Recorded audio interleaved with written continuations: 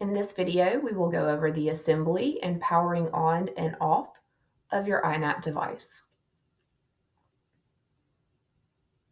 Once you have unpacked all of your items, you will see that you have a console, saliva container, dry pad, tubing, and oral interface.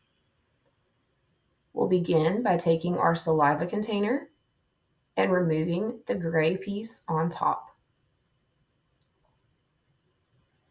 Once you have done this, then take a dry pad and tear off the perforated strip at the top. Pop open the dry pad and place it over the stem of the gray piece.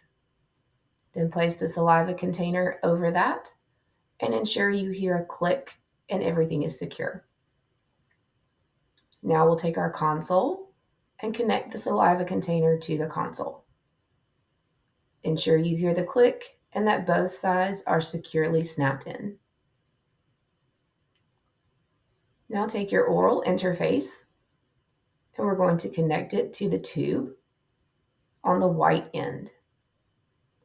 Make sure they line up correctly and that they snap together securely.